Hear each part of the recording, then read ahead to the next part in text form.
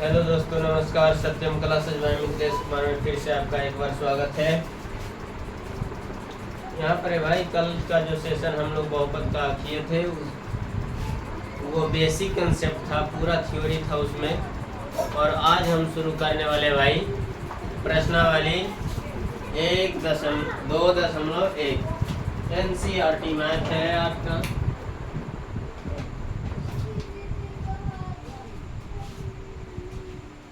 आपका NCERT class का ये क्लास 10th का जो प्रश्नावली 2.1 है, बेहद आसान है। छोटा सा वीडियो होगा। यहाँ पर देखिए, क्वेश्चन को ध्यान से पढ़िए।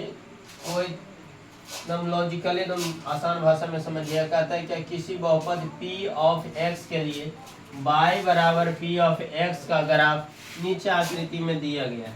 मतलब ये सभी जो दिया गया है ना, p ऑफ x के लिए y बराबर ग्राफ दिया गया है। जब y बराबर दिया गया हो तो क्या कहा था, प्रत्येक स्थिति में p ऑफ x के शून्यकों की संख्या बताइए। p ऑफ x के शून्यकों की संख्या बताना है हर एक स्थिति में। यहाँ पर 6 क्वेश्चन है। ये आपका पहला है, ये दूसरा है, ये तीसरा है, ये चौथा है, ये पांचवा है, ये छठा है। 6 क्वेश्चन है आपका ये एक्सरसाइज में 2.1 में। और यही आपका इसी 6 में आपका खत्म हो जाएगा। देखिए, अगर इसको बनाने पर उतर जाए तो मुश्किल से 1 सेकंड के हिसाब से लगेगा, 6 सेकंड में खत्म हो जाएगा वीडियो। लेकिन समझना लॉजिकली क्या है। यहाँ पर क्या कह रहा है भाई कि किसी बहुपद p ऑफ x के लिए y बराबर p ऑफ x का ग्राफ नीचे आकृति, ये आकृति है पूरा 2.10 कहता है प्रत्येक स्थिति में p ऑफ x के शून्य ज्ञात करना है।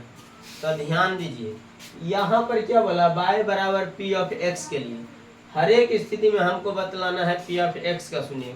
यदि यहीं पर क्वेश्चन कहता, यहाँ पर ही दिया हुआ है y बराबर p ऑफ x के लिए p ऑफ x का शून्य ज्ञात करना है, तो आप जो है ना, ये तो आपका ग्राफ हो गया, ये भी आपका ग्राफ है, ये भी ग्राफ है, ये भी ग्राफ है, ये भी ग्राफ है, ये भी ग्राफ है।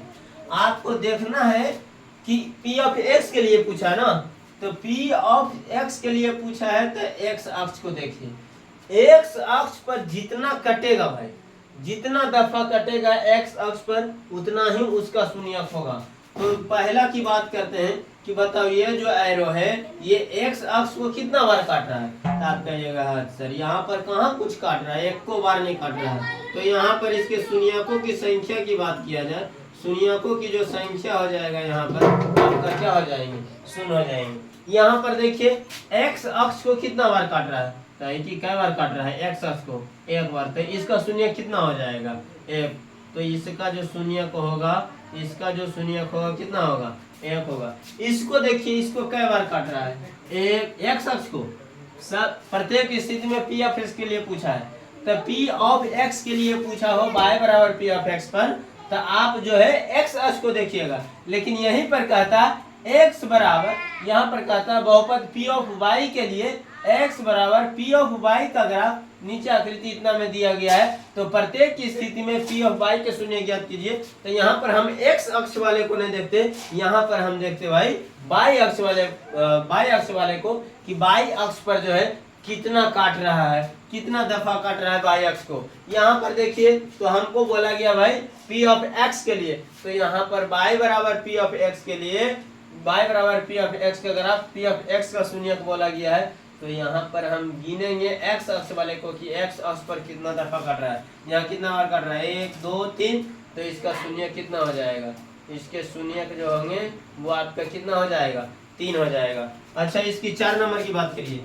4 नंबर के बाद कई गो पर काट रहा है भाई, 2। तो इसका शून्यकों की संख्या कितना हो जाएगा, इसका शून्य कई हो जाएगा, 2। इसको कई बार काट रहा है, 1 2 3 4। तो इसके शून्य कितने हो जाएंगे, इसके शून्य का आपका कितना हो जाएगा, 4। इसको देखिए कितने बार काट रहा है, 1 2 3।